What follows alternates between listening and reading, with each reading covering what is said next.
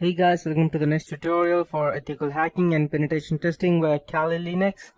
So in the previous tutorial we took a look at the whois and DNS enum. In this tutorial I'll be teaching you, let's say if you are a system administrator and you may get, your employees may get different types of, if you have passed all your security system, then there's only one thing that you need to worry about would be that someone else to go and social engineer their way into your company. So you need to keep your company secure. So in order for you to do that, you need to make your employees know what are the risks of that someone else sends them an email stating that from any random company to give out their IP addresses or any other thing by sending in some mail or clicking on some links. So you need to know that the mails come from the right place. So in order for you to do that, let's say sometimes you get an email from a random IP address such as abc@google.com or cc@google.com or desktop support@google.com. You get some such things like these. So you need to make sure first that maybe the Google can be right. It can be Google, but sometimes, most of the time, it is not Google, because Google does not actually go ahead and let you know every time that you need to verify your account. Once it's done, it's done. It won't ask you again. Most of the times, I'm saying. So you need to go ahead and keep your employees secure. So in order for that, there is one separate tool over here so that you can check whether email ID you have received or the domain name you have received is a real one or not. So you can just go ahead and open over here applications, Kali Linux, information gathering, DNS analysis, and URL crazy. So you can see over here that there are different versions over here. You can generate and test the domain typos and variation to perform URL hijacking, phishing, which is mostly done, and corporate espionage. So these are where the original directories are, and these are the options just in case you want to change your keyboard type, and these are the main DNS ways. So let's go ahead and check what we could do. I'll just type URL crazy and I'll type google.com. Okay, great. So there are 87 host name to process with google.com, out of which 86 are false.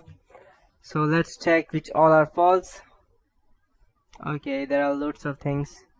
I'll probably just go ahead and increase this a bit,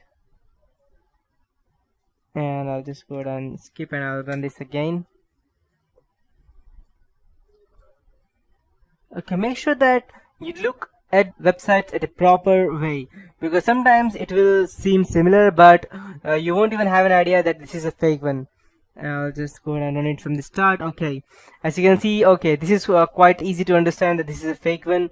Even this one, even Google, but this one sometimes you just miss out the OM and you won't even recognize that. So these are the fake ones. I'll show you something which is quite different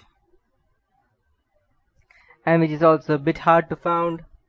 We have googles.com, which probably people don't see, or we don't have the period in between, so people normally go ahead and just click it out. So you can see over here we have also the reason as to why it's a fake one, and it's giving me out all the information and showing that only the domain original one is Google, which was searched at this time, that's today, and this is the date when it searched, and my keyboard is QWERTY, so these are the conditions that I have been searching through.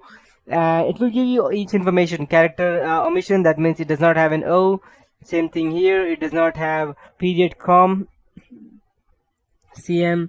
Then we have repeated L, which is a fake one, and we have character replacement. We have character replacement vices for E, and we have double character replacements. We have vowel swap, that is E to A. Okay, this is a bit flipping, that means it's from normal, it's a C, Google. Same thing over here. It has been chosen over here, the zeros in front of O instead of O, and that can be confusing sometime. And these are totally different TLDs, timeline directories, period .ch, period .ca, period .edu. These are all false. So let's go ahead and check something more, and let's check what other options do we have. Okay, so I'll just type I, and let's first check the popularity with Google. I'll type, let's say, serve.com. We'll type p. Okay, we have 130 host name. Okay, so this is quite a bit, and we also have the IP addresses, as to we can easily go ahead and find that out as to who is the person who is trying to go ahead and actually cheat us. I think that this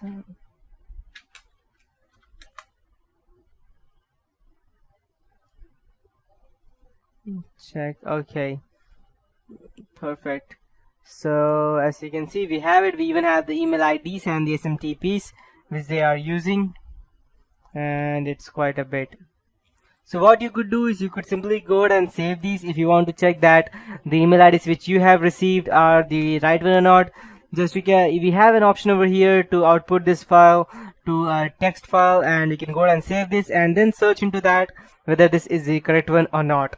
So this is one way as to how we can go ahead and do that. Now I'll show you one more thing which is quite different, and it will be, let me just go ahead and open that.